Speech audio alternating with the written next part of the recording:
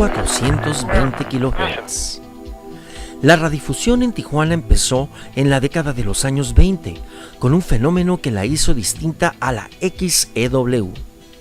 La radio producida en la Ciudad de México, la mezcla de las culturas mexicana y norteamericana que se permeaba en el tipo de música y en el intercambio continuo.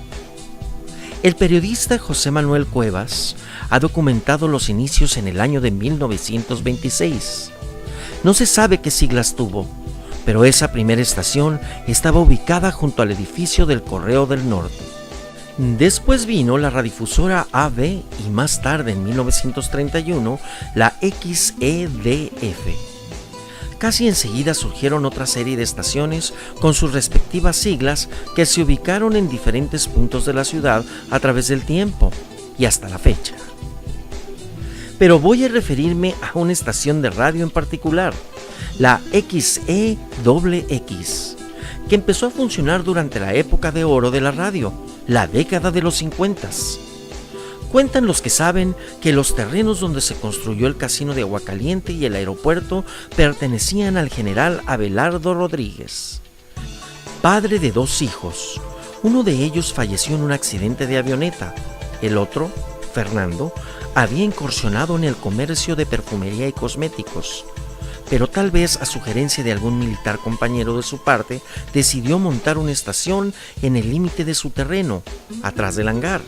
Y me atrevo a suponer que fue un arranque de prueba porque tenía una torre, claro, pero el complemento era una casita de tablas desde donde empezaron a operar. El primer gerente fue el ingeniero militar Juan de la Torre, ya en retiro. La estación llevó la luz a la zona y provocó el crecimiento de la ciudad hacia el Boulevard Aguacaliente. Carmelita Maese cuenta que en ese entonces ella vivía ahí, en medio de la nada, aunque cerca de la zona militar. El terreno tenía una plancha y una barranca, no tan abrupta hasta llegar a otro terreno plano, que hoy es la calle Sánchez Taboada. Ella sembró árboles, muchas plantas y algunas hortalizas, y tenía una chiva llamada Catita. Cuando construyeron junto a su casa el cuarto de madera de la estación de radio, Catita resultó la más interesada en hacer inspecciones a través de las tablas, y apenas veía la puerta medio abierta, se colaba en busca de algo masticable. José Lino Ortiz, en ese tiempo un aspirante a locutor de 15 años, corría a buscar a la vecina y decía: «Carmelita, amarre a su chiva, que ya se escuchó el me en la transmisión del noticiero».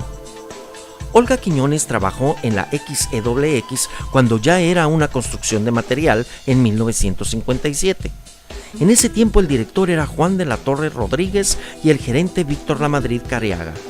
Trabajar en la radio era estar donde pasaban las cosas, las noticias, las personalidades, dice Olga, y por supuesto que recabó autógrafos de los grandes intérpretes de la época como Javier Solís y Marco Antonio Muñiz. Pero lo más importante de su paso por la radiodifusora fue que ahí conoció al locutor Javier Camarena del Toro, y que en 1960 salió de ahí para casarse con él.